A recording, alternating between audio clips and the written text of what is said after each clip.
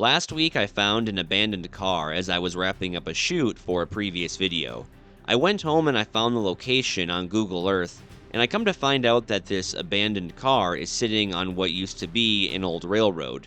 And just a stone's throw away from the car, I found quite a few abandoned structures. But I couldn't make sense as to why someone would willingly build homes, or whatever these things are, in a wash. And perhaps the biggest mystery is, what is this? Don't get me wrong, I know it's a culvert bridge, but there appears to be something either really big or a lot of something down there. Time to go in for a closer look.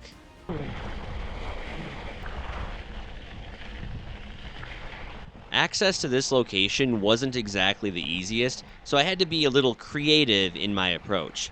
It wasn't that far of a bike ride from where I had parked, but anytime I'm hiking or biking in new territory, I tend to be a little apprehensive. You never know what you'll run into or who you might meet along the way, and in just a few minutes here, you'll see why I was right to be cautious. And also, some people just don't take too kindly when they see an outsider wandering around their neck of the woods. Not that I was trespassing, but when people see a dude roll up on a mountain bike and a bunch of camera equipment, you never know how they're going to react. Look what we have here. It's like this is going to be an Oldsmobile. This is just one of the many things that I saw on Google Earth, but it's kind of hard to pass up abandoned cars that are sitting out in the desert. Probably a beehive in there. We won't get too close. Still got the radio and gauges. We'll walk around to the other side in just a second. Looks like we got a pack rat's nest here. Look at the front here. Still got chrome on it. Look at those bees. We're gonna keep our distance. And yeah, this used to be a part of an old railroad. They took out all the tracks, and it's kind of like an unofficial path as of right now. I didn't see any no trespassing signs, so I'm assuming we're in the clear. You guys have heard me say time and time again, but I'll say it again. Hard to believe that in another lifetime, this was somebody's baby, somebody's pride and joy, something that somebody had to work a lot of hours for, and now look where it's sitting.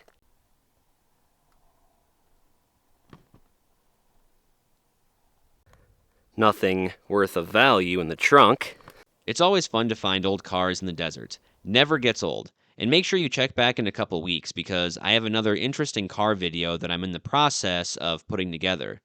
But as I was making my way to the abandoned buildings, I became a little more apprehensive, and here's why. Generally, when I'm out exploring abandoned buildings, I like to fly my drone in and scope out the area before I make my presence known, and pay very, very close attention to the center of the screen on the next clip. I'll play this clip a few times and try to slow it down, but if you look very closely, as soon as I zoom in with my drone, somebody appears to step just out of the frame and into the shadows.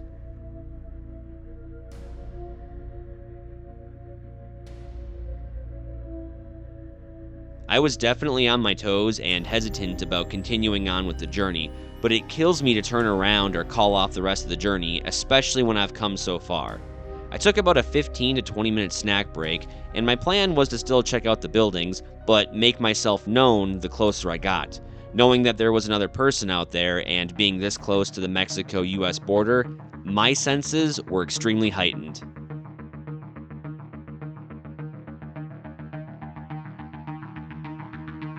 Check it out, everybody. We are finally here. I have no idea what this place was, and I couldn't find any information on it on Google, YouTube, TikTok, you name it. My guess is there was probably a bunch of water here or some sort of reservoir, and my guess would be this is where the workers lived to like monitor the water. That's just my guess. If you have anything better, let me know. Let's see if we can make our way up here.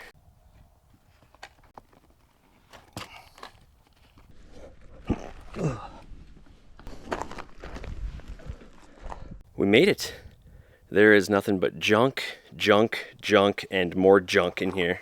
I don't know that I want to go walking around too much in here because there could be a bunch of rattlers underneath all this stuff. You can see a table, a bed over here.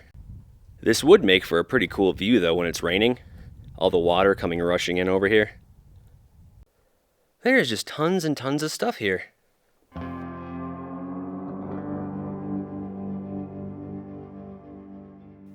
It almost looks like it could have also been somebody's house, but why would you build a house right here? Kitchen sink over there, maybe? Or a workbench? Oh, look at this. That is a very, very old phone. Probably 80s or 70s. If I was out here with a few more people, I would probably dig through some of this stuff. But there's always the chance of running into a snake, scorpion, or something that bites. And I'm not too fond of getting bit in remote places such as this. Pretty astonishing if you ask me. Maybe I'll have to go back into town and ask some locals and see if they can shed some light on this place.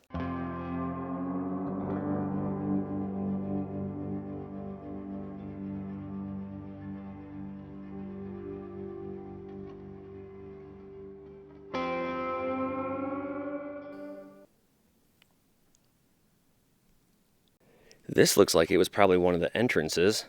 Whenever you find places like this, you always have to ask yourself how much of this stuff was originally here when this place was alive and well and how much was dumped here. A record down there. Looks like it's seen better days. And there's the record player.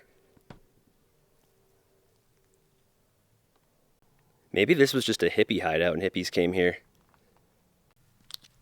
Maybe it's just me, but I'm kind of getting creepy vibes being out here. It's just incredibly quiet, and there's a few structures over here that I do want to check out. One of them being a trailer. Hopefully nobody's living in there, but I don't think anybody would be, because when it does rain out here, you'd be screwed. Now the fun part, trying to make it down here without cracking my skull. Well, that was fun. Now we get to go through. While the history of this place remains a mystery for now, I did some digging on Google along with the assistance of ChatGPT, and here's the most logical explanation I have as to why somebody would build the structure right underneath the railroad. The old railroad that went through here connected Bisbee to Benson, Arizona, and was built around 1895. And the shack that you see here, which looks like something Charlie Manson probably lived in, although he didn't. He lived at Spawn Ranch northwest of Los Angeles, California, and later kicked the bucket in 2017. Anyways, this was more than likely a section house. You see, back in those days, these were common along railroads for workers who maintained small sections of the track. I found dozens of these when I googled old section houses along railroad tracks online, but I couldn't find any specific ones that were built under the railroad, especially directly above a wash. Seems like a huge hazard. Now, it would be one thing to stay here and put up with the sounds of the train going by, but what if there was a huge storm that led to flash flooding?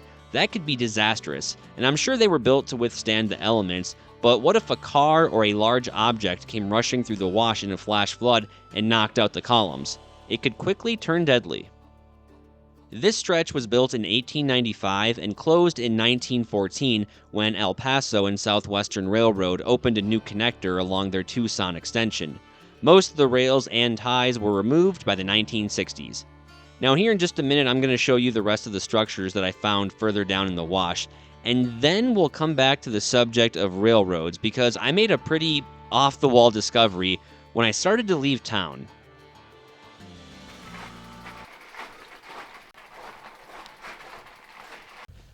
Wonder if this wasn't the quote-unquote garage. You can see there's a ladder over there.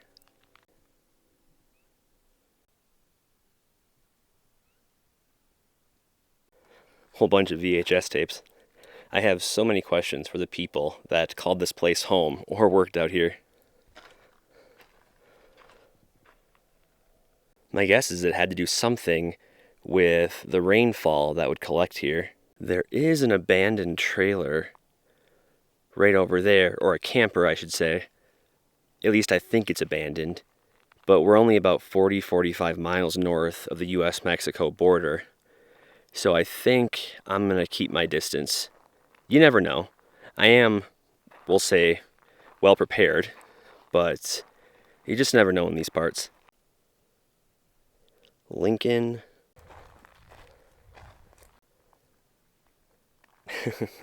There's a crock pot. Gas pump, maybe?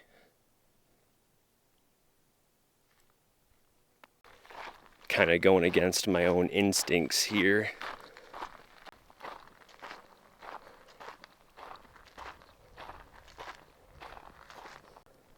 Well, I don't think anybody's in here. Hello, hello, hello. Talking Whiz Kid. That's an old school game. Hello, if anybody's here, I'm just exploring. Yeah, I think it's safe to say that nobody lives in there. Yep, and it smells bad too. Ugh. Got an old stereo. I mean, it wouldn't surprise me if homeless people or undocumented immigrants were living out here. Got a solar panel over here. These things aren't cheap either. So this is that building that I saw on my drone earlier before I came out here. We're gonna do a quick walk around the perimeter first, just to make sure there's nobody hiding out around here. Oh, yep. We're not going over there. Look at that. All those bees right inside that wall, probably a hive. There's another stereo. At this point, I decided it would be best to start heading back to my e-bike and move closer to the road, and then send my drone back in to scope out the rest of the buildings. One of my golden rules when it comes to urban exploring is to never spend too much time in the same place for safety reasons. You never know who's watching, how long they've been watching, and what their plans are. And to be honest, I was starting to get nervous. I mean, I did have my drone, camera, gimbal, and e-bike with me, which raises the stakes. Now, I don't always stick to that rule, but it really depends on where I'm at. It's one thing if I'm exploring a place like Tucson, Arizona, which is a pretty popular location when it comes to urban exploration, and it's right off the interstate. But considering how close we are to the border and that person that I saw earlier in the building, I mean, heck, who even knows if that was a person? It could have been a freaking skinwalker for all I know. But one thing that I do know is I saw someone or something moving in there. I mean, you guys let me know. Am I crazy? What do you think it was?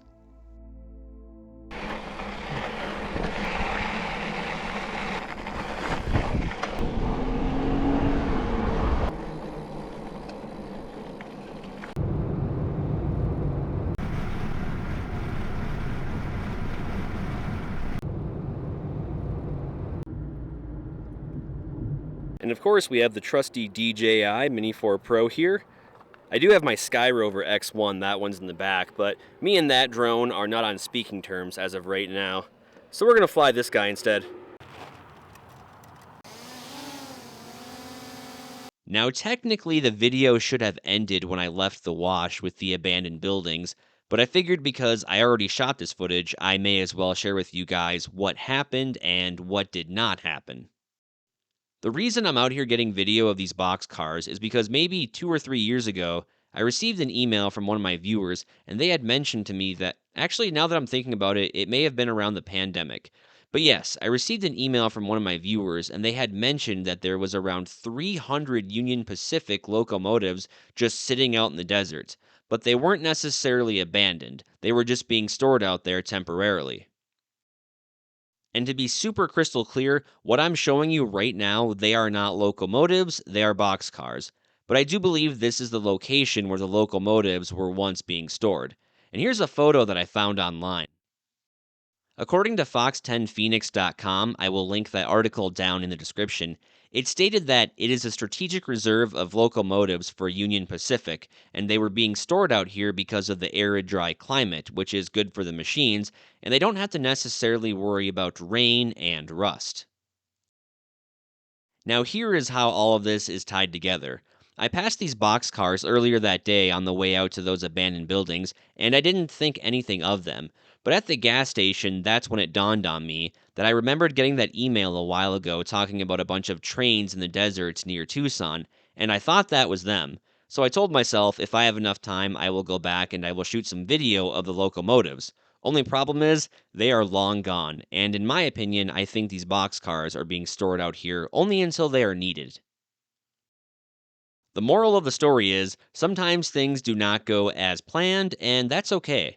I was going to scrap all of this footage, but at the last minute, I decided to include it. I mean, in my opinion, I think it's beautiful footage. This region received a ton of rain recently, and the green desert with the blue sky, clouds, and mountains in the background, I think it turned out great, especially with golden hour right around the corner. All the colors, tones, and elements really came together and made for some gorgeous desert scenery, and my drone did a wonderful job capturing all of it. And by the way, if you can think of any places that you would like me to check out, whether it's abandoned buildings, historical landmarks, or gorgeous desert scenery, feel free to share with me down in the comments section below. I do keep a list of all the places that my viewers have recommended to me over the years. And be sure to click that playlist in the upper left-hand corner if you want to continue watching more desert exploration videos just like this one.